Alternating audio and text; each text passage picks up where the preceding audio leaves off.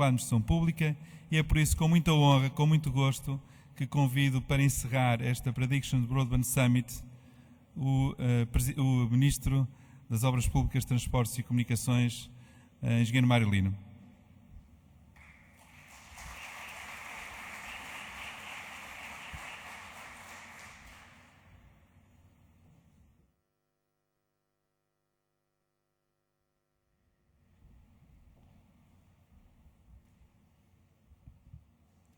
Muito boa tarde a todos.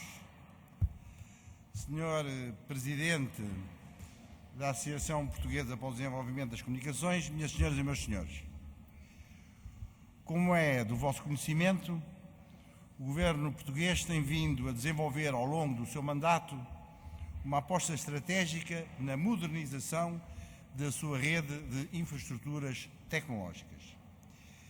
Neste contexto, o investimento em redes de nova geração foi considerado uma das pedras angulares da estratégia de modernização da economia e da sociedade portuguesas, enquadrada na Iniciativa para o Investimento e Emprego, lançada pelo Governo em dezembro passado, como uma das principais medidas para fazer face à gravíssima crise global que assola o mundo, e onde se destacam, nesta Iniciativa para o Investimento e Emprego, medidas como a modernização da infraestrutura tecnológica, redes de banda larga nova geração, o apoio à realização de investimentos nestas redes e as deduções e incentivos fiscais relacionados com o equipamento para redes de nova geração.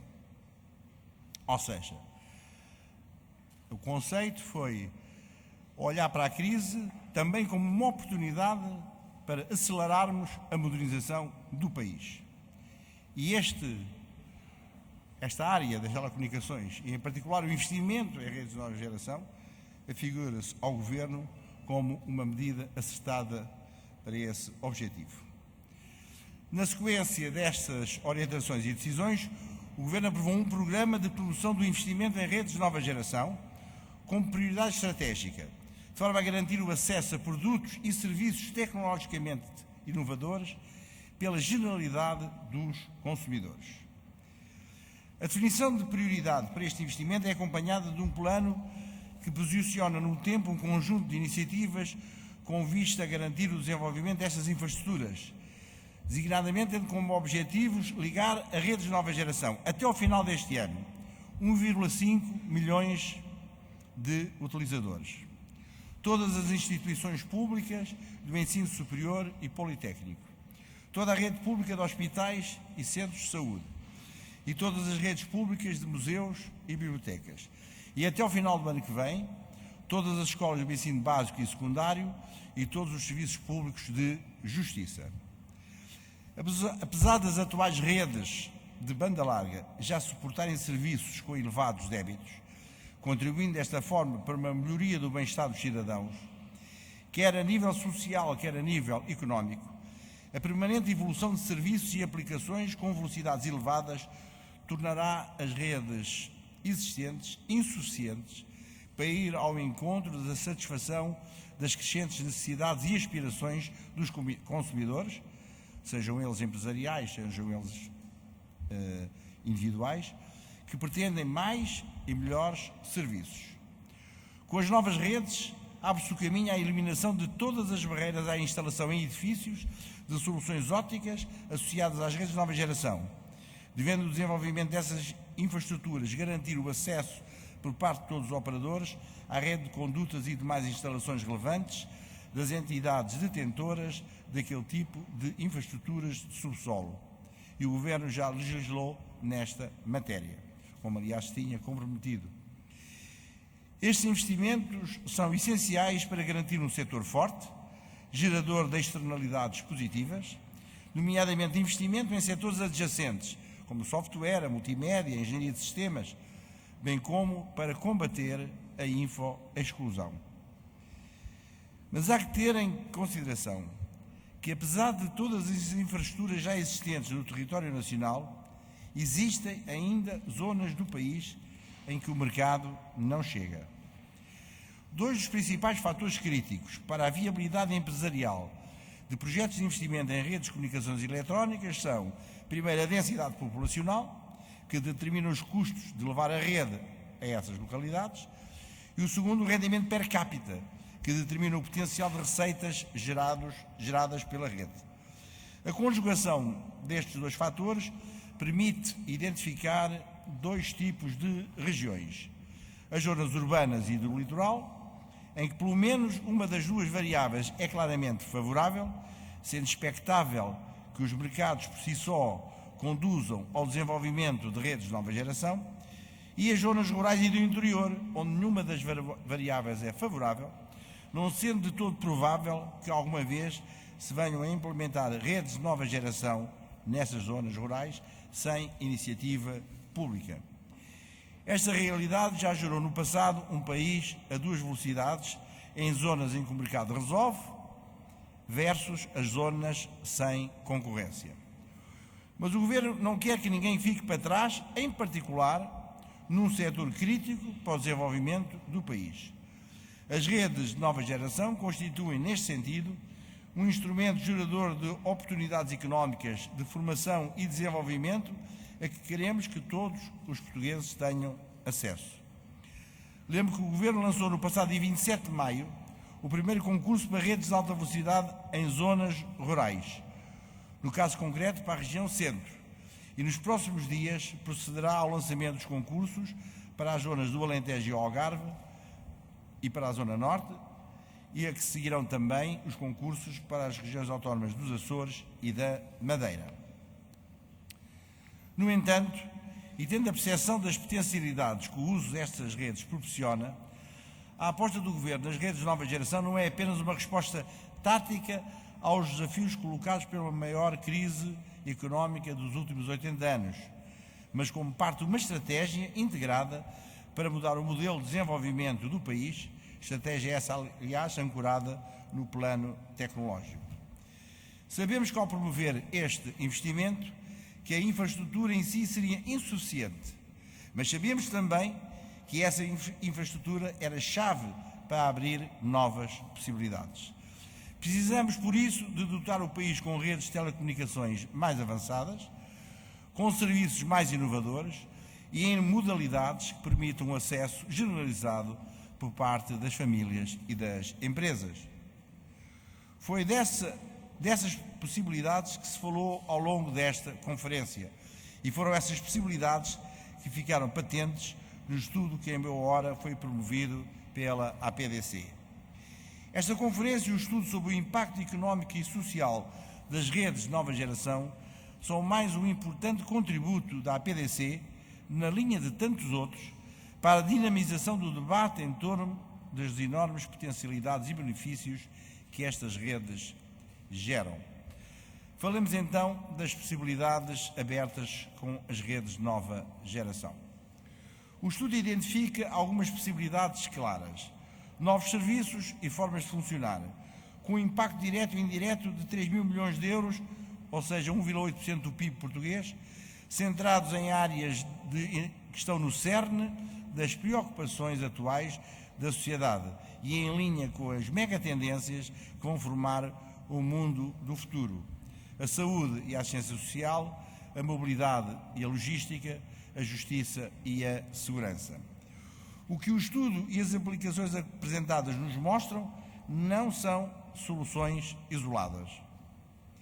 Elas representam uma alteração estrutural na forma de funcionamento de setores chaves da sociedade e da economia portuguesas e um contributo decisivo para o aumento da competitividade do país. Como foi referido, mais importante que o impacto, já de si substancial, dos serviços e setores identificados, são as possibilidades que se abrem pela liderança do país com estas novas infraestruturas. Ser líder significa que Portugal está na linha da frente dos países onde serão desenvolvidos serviços e produtos inovadores que aproveitam a nova infraestrutura disponível. Na capacidade de inovação, no desenvolvimento de produtos e na capacidade de os colocar nos mercados internacionais, reside o potencial para um impacto muito superior na economia portuguesa.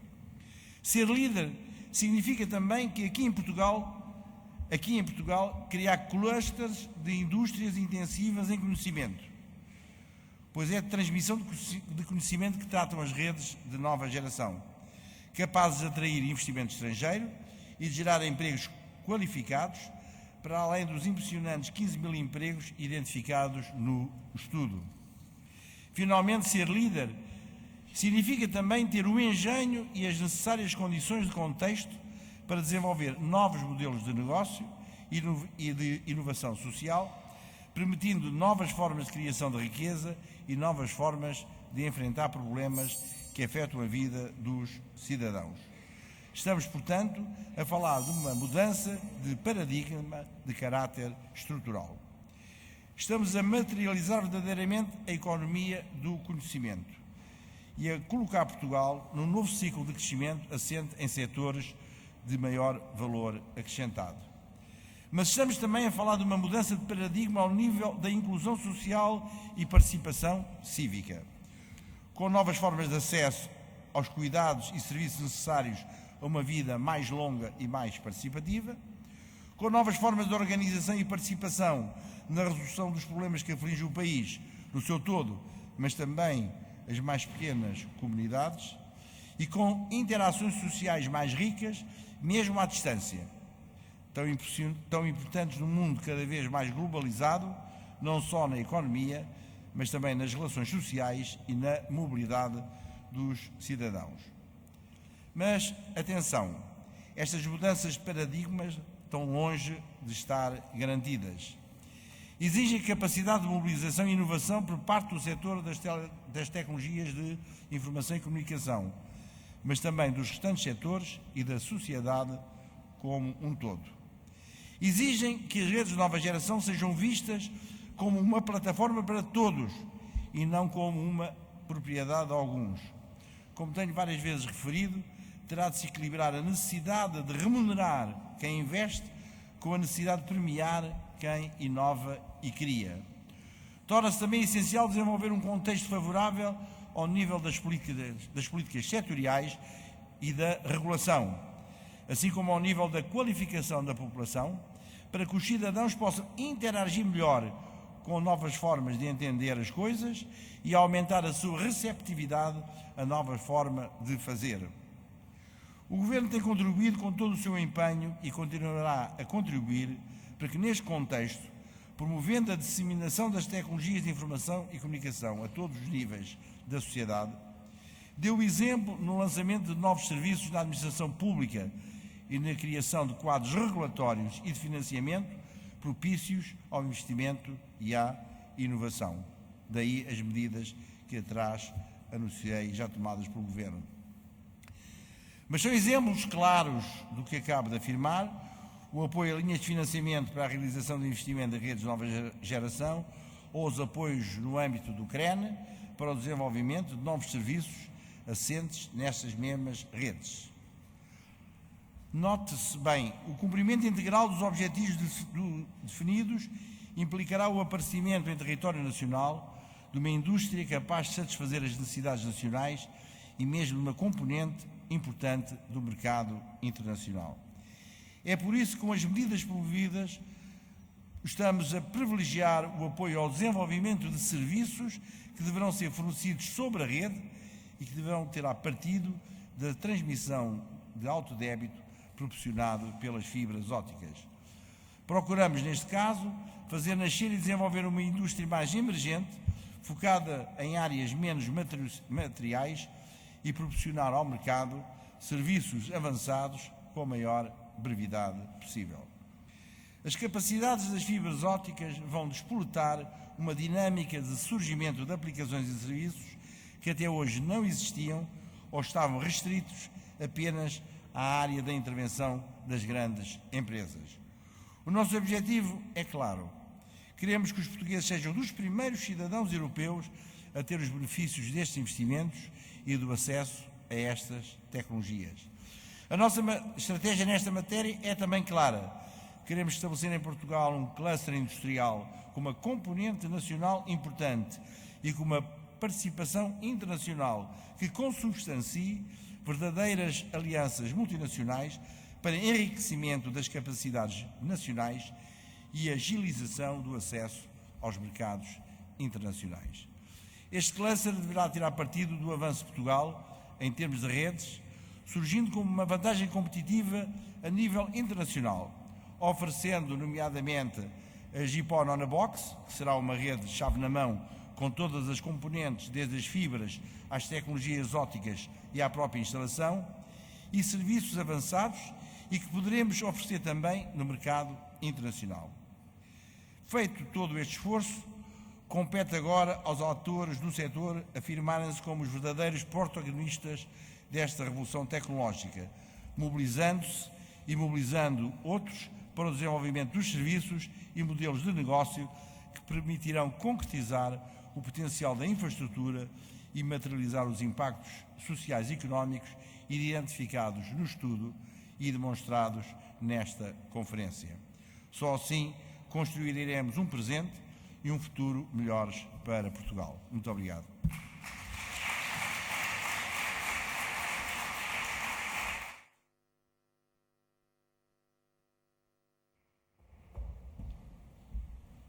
Queria encerrar então formalmente, mas só um pequeno agradecimento que me tinha escapado há pouco. Em primeiro lugar, queria agradecer à BCG, aqui representada por um dos seus partners, João Henriques. O estudo que foi concretizado nos últimos 2 meses foi um trabalho inaudito e que mobilizou imensos horas-homem nesta conhecida empresa internacional e também mobilizou imensas pessoas na administração pública, nas empresas e, portanto, queria agradecer vivamente. Queria agradecer à agência de publicidade e design BAI, que terminou ontem às 5 da manhã aquela ilustração do como será a vida em 2020 e que é uma ilustração fantástica que nos permite ver o futuro. E queria agradecer de forma muito especial à equipe da APDC que torna possível tudo isto e com esta qualidade. Queria agradecer na pessoa da sua diretora executiva, mas é um agradecimento extensivo, obviamente, a toda a pequena, mas magnífica equipa da APDC. Muito obrigado a todos e, sobretudo, obrigado pela vossa presença. Muito obrigado.